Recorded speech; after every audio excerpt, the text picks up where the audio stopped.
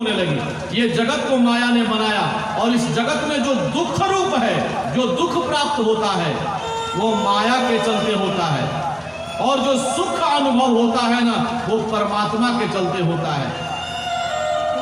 जहां भी सुख का अनुभव होता है वो परमात्मा का अंश है, आनंद की अनुभूति होती है वो परमात्मा का अंश है। इस प्रकार से परमात्मा सत्य चित्त आनंद स्वरूप है और सत्य चित्त आनंद स्वरूप परमात्मा का भजन कर रहे हैं। और ब्रह्मा विष्णु महेश ने देखा कि मनु और शत्रुपाली तपस्या कर रहे हैं कि विधि हारि हारा तप देखिय पारा,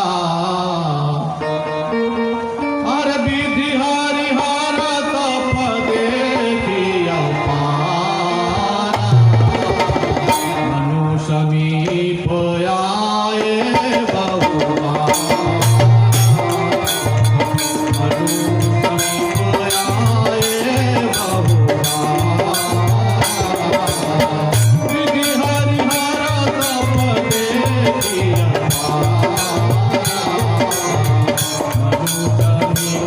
आए भगवान।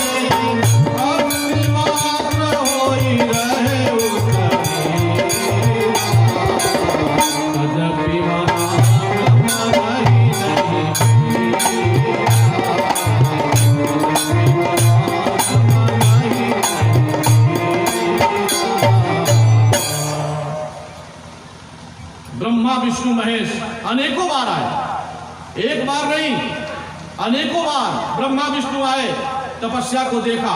ऐसा तपस्या किया मनु और शत्रुपा ने कि ब्रह्मा विष्णु महेश आ रहे हैं, बार बार आ रहे हैं, कह रहे हैं कि मैं ब्रह्मा बोल रहा हूं सृष्टि करता, हे मनु जी वरदान मांग लीजिए। मनु जी आंख नहीं खोलते हैं। फिर विष्णु आते हैं कि मैं पालन करता विष्णु बोल रहा हूं, मनु जी वरदान मांग लीजिए। मनु जी आंख नहीं खोलते हैं। फिर शिव जी आते हैं, तो शिव जी आकर बोले कि मैं शिव बोल रहा हूं,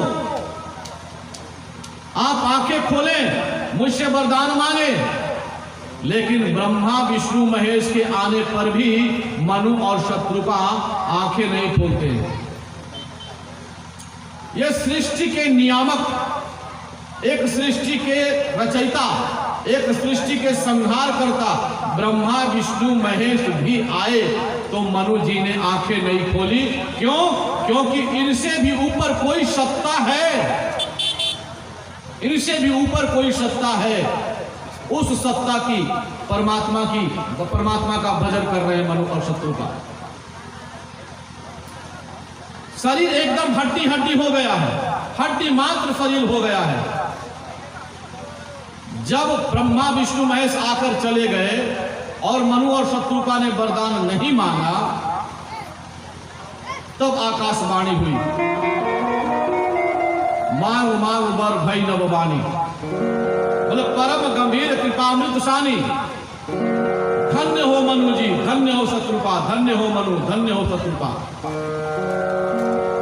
मांगो क्या मांगती हो, मांगो क्या मांगते हो मनु, मांगो क्या मांगती हो शत्रुपा। और कान से जैसे ही आवाज आई, अमृत के समान कान में आवाज गई, अहिष्ट पुष्ट तन रहे सुहाए, मानव अबहि भवनते आए। ऐसे हिष्ट पुष्ट शरीर हो गया, हड्डी हड्डी मात्र रह गया था, अस्थि मात्र हो ही रहे शरीरा, तदपि मनांग मनहि पीड़ा। हड्डी हड्डी मात्र रह गया था, शरीर में मांस जरा भी नहीं था, फिर भी परमात्मा का भजन करना नहीं छोड़ा। और जैसे ही आकाशवाणी हुई, तुलसी बाबा लिखते हैं ना कि हिष्ट पुष्ट तन रहे सुहाए, मानव अबहि भवनते आए। एकदम हिष्ट पुष्ट हो गए, और ऐसा हिष्ट पुष्ट हो गए कि लग रहा है कि अभी अभी घर से आए हैं मनु जी, अभी अभी घर से आए हैं शत्रुपा जी। और परमात्मा के बाद आने के बाद परमात्मा की आकाशवाणी हुई। मनु जी और शत्रुपा जी हाथ जोड़कर खड़े हैं और कहते हैं कि प्रभु, आकाशवाणी जिसकी हुई मैं उनका दर्शन करना चाहता हूं। जिन्होंने आकाशवाणी की है हम उनका दर्शन करना चाहते हैं। अब परमात्मा दर्शन कैसे दे? वो तो सत्य चित्त आनंद स्वरूप है, निर्गुण निराकार ब्रह्म है। निर्गुण का मतलब है जो तीनों गुणों से परे है। निराकार का मतलब है जो आकार रहित है।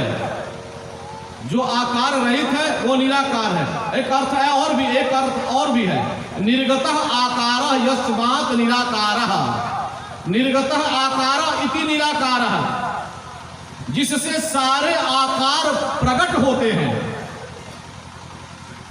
जिससे सारी सृष्टि बनती है, जिससे सारे सृष्टि बनती है ना, जिससे सारे आकार प्रकट होते हैं, उसको बोलते हैं निराकार। निर्गुण, निर्गुण का मतलब होता है निर्गतः गुणः इति निर्गुणः। निर्गतः गुणः इति निर्गुणः, जिससे सारे गुण प्रकट होते हैं उसे निर्गुण कहते हैं। जिससे सारे गुण प्रकट होते हैं, सत्व गुण, रजोगुण और तमोगुण जिससे प्रकट होते हैं उसे निर्गुण कहते हैं। सारे आकार जिससे प्रकट होते हैं उसे निराकार कहते हैं। और निराकार ब्रह्म का तो कोई आकार ही नहीं, तो प्रकट कैसे हो? तब मनु जी ने कहा, महाराज जो भुषुंडी मन मानस हंसा सगुन अगुन जय निगम प्रशंसा। जो काक भुषुंड जी के हृदय में मानस हंस में विराजमान है जो रूप, वो रूप आप हमें दिखाइए।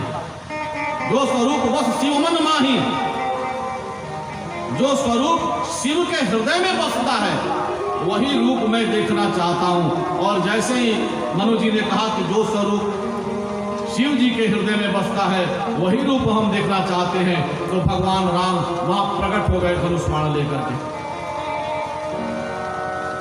अब तो भगवान राम प्रकट हो गए, देख करके निहाल हो गए मनु जी।